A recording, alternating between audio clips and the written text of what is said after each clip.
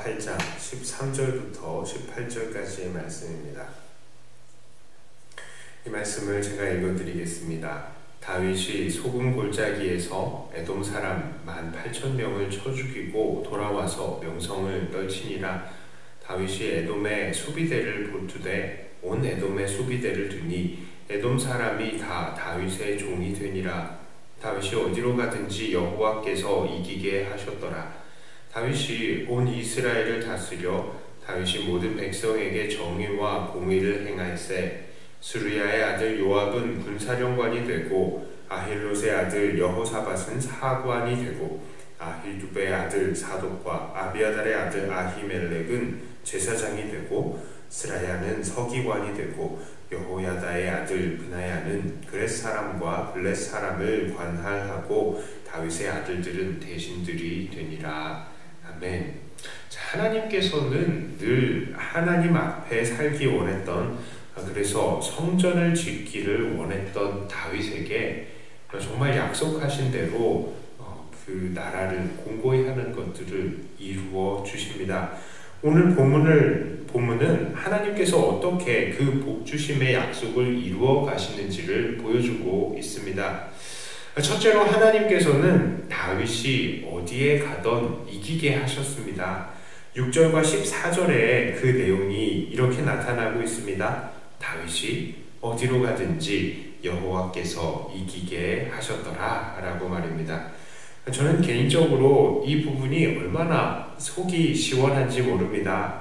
왜냐하면 여호수아가 가나안 땅에 들어와서 그 땅을 분배하고 나누어 주었지만 이스라엘 사람들이 그 땅을 완전히 정복하지 못해서 얼마나 많은 고생을 해왔습니까? 어떤 이방인들은 결심하고 이스라엘 사람들 가운데 살기도 했고, 또 어떤 족속들은 도리어 이스라엘 사람들을 괴롭히고 내쫓기도 했었습니다. 그들은 이스라엘 사람들을 유혹해서 우상을 섬겨왔고요, 또 결혼하면서 짬뽕 민족을 만들어냈습니다. 다윗이 왕이 되기 이전에 블레셋과 같은 족속들은 어떠했습니까? 실제로 그들은 가나안 땅을 실제적으로 지배하고 있었습니다. 그리고 이스라엘 사람들이 무기를 가지는 것도 통제할 정도의 능력을 가지고 있었죠. 게다가 그들은 결국 사울 왕조를 망하게 하고 그 왕조의 후손들을 강 건너편으로까지 도망가게 만들었습니다. 그들은 가나안 땅의 실제적인 지배자였던 것입니다. 그러나 하나님께서는 이제 그의 택한 왕 다윗을 통해서 그가 가는 곳곳마다 이기게 하셨습니다. 이제 가나안 땅은 각 지파들이 분별받은 그대로 실질적인 소유를 할 수 있게 된 것이죠. 그리고 다윗은 거기에 그치지 않고 가나안 땅 주위의 나라들, 그러니까 모압이나 다메섹이나 에돔과 같은 가나안 땅 주변의 나라들까지 그 영향력을 끼치고 있는 것입니다. 그러니까 속이 시원하지 않을 수가 없죠. 그토록 염원했던 이스라엘의 그 온전한 주인이 되는 것, 다윗일 때에 비로소 이루게 된 것입니다. 두 번째로 하나님께서는 다윗을 유명하게 만들어 주셨습니다. 13절에도 다윗이 명성을 떨쳤다라고 이야기를 합니다. 9절과 10절을 보면 하맛 왕 도이도 다윗의 명성을 듣고 다윗에게 선물을 하러 왔습니다. 각각의 나라들이 이제 다윗에게 조공을 바치는 것입니다. 세 번째로 하나님께서는 다윗의 나라를 견고하게 붙들어 주십니다. 15절을 보니까 다윗은 온 이스라엘을 다스리며 모든 백성에게 정의와 공의를 행했다라고 말합니다.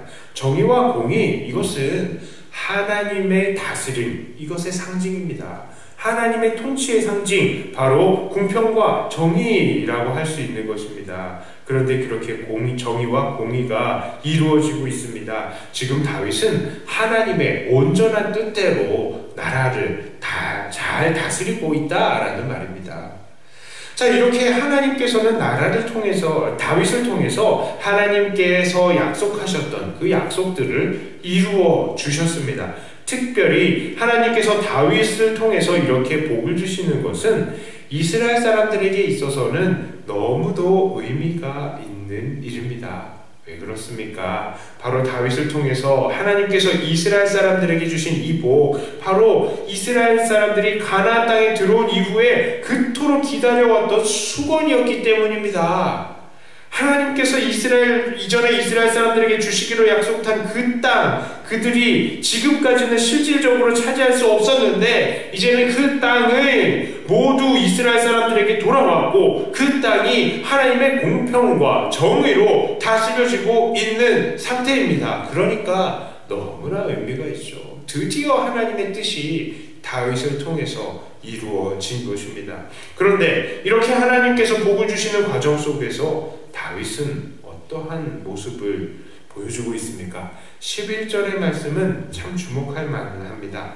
다윗 왕이 그것도 여호와께 드리되 그가 정복한 모든 나라에서 얻은 은금 곧 아람과 모압과 암몬 자손과 블레셋 사람과 아말렉에게서 얻은 것들과 소바왕 르홉의 아들 하다네셀에게서 노력한 것과 같이 드리니라. 자, 다윗은 전투에서 이겨서 노력한 것들을 하나님께 드렸습니다. 그리고 하만 왕 도위가 다윗에게 가져온 금그릇, 놋그릇마저도 하나님께 드렸습니다.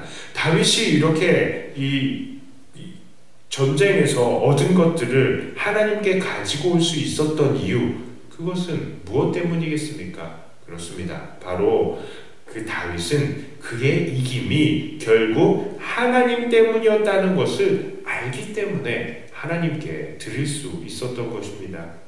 이런 다윗의 모습을 통해서 우리는 한 가지 영적 원리를 깨닫게 됩니다. 그것은 바로 하나님의 나라는 하나님께 받은 것을 하나님께 돌릴 줄 아는 사람을 통해서 이루어진다는 것입니다. 다윗은 자기의 이김이 자기 때문이 아니라 하나님의 복과 은혜 때문인 것을 잘 알고 하나님께 그 승리의 결과를 돌려드리는 것을 주저하지 않았습니다. 싸워서 얻은 것도 하나님께 드리고 선물 받은 것도 하나님께 드렸습니다. 그는 항상 하나님의 능력을 인정했던 것입니다. 또 다윗이 그러한 자세를 가지고 있었기 때문에 하나님도 계속해서 다윗을 강하게 만드신 것이죠.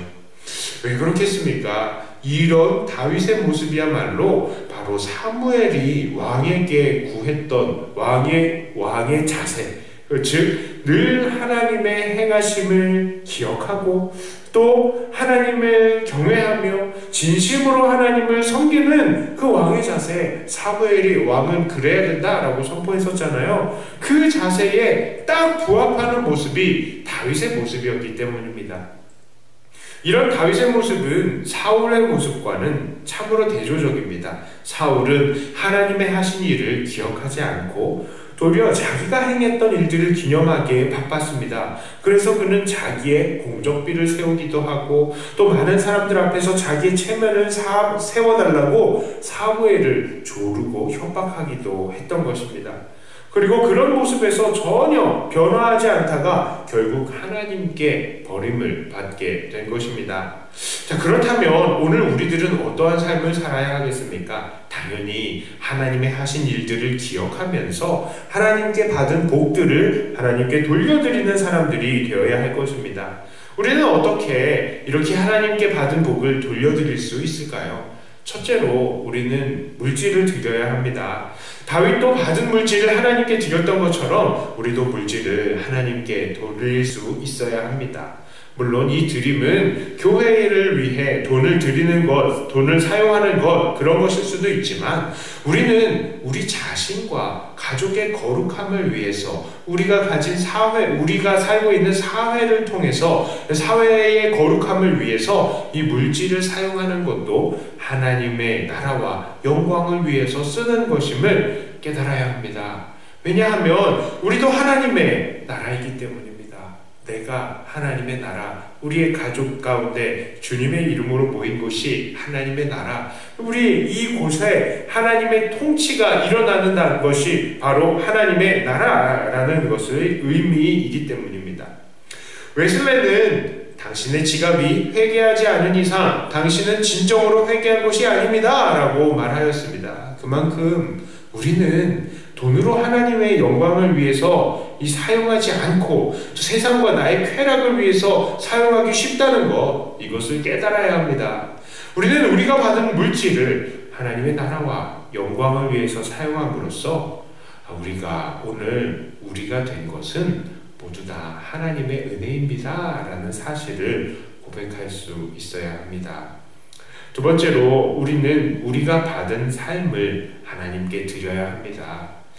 우리는 신약에서 우리가 마땅히 드려야 할 것이 무엇인지를 배웠습니다. 로마서 12장 1절에 이렇게 말씀합니다. 그러므로 형제들아 내가 하나님의 모든 자비하심으로 너희를 권하노니 너희 몸을 하나님이 기뻐하시는 거룩한 산제물로 드리라.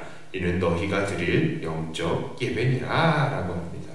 그렇습니다. 우리는 우리의 몸을 하나님께 제물로 드려야 합니다. 산 제물로 드린다는 것은 우리의 삶이 하나님께서 받으실 만한 거룩한 제물이어야 한다라는 것이죠. 그렇습니다. 사실 물질을 드리는 것은 쉬운 드림이 될 수 있습니다. 돈을 드리는 것, 물건을 하나님께 드리는 것은 어떤 사람들에게는 힘든 것이기도 하지만 또 어떤 사람들에게는 이게 그렇게 많은 헌신을 요구하지 않을 때도 있기 때문입니다. 그래서 어떤 사람은 억만금을 교회에 낸다 하더라도요, 하나님께 그 기쁨이 되지 않을 수가 있어요. 왜 그러냐? 그 삶이 하나님께 드려지지 않으면 억만금을 내고 그게 무슨 소용이 있단 말입니까?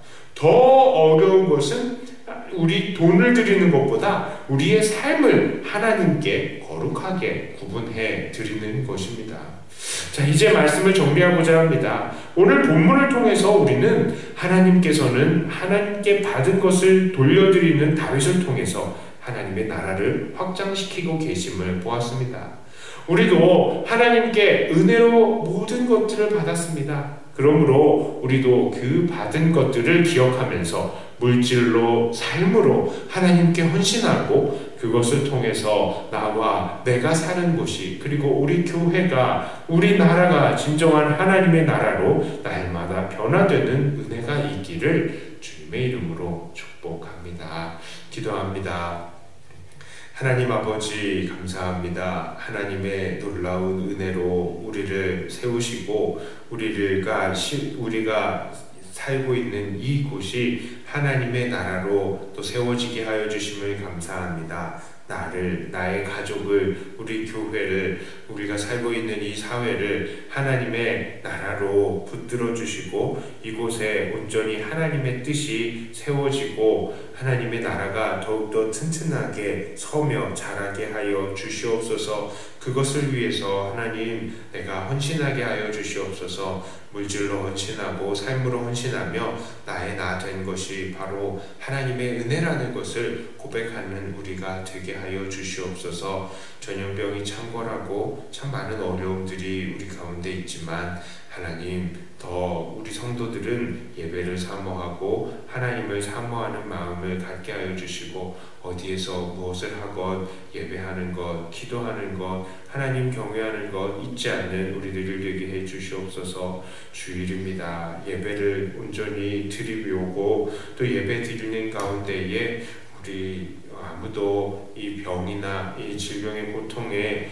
말려드는 사람이 없도록 하나님께서 붙들어 주시옵소서.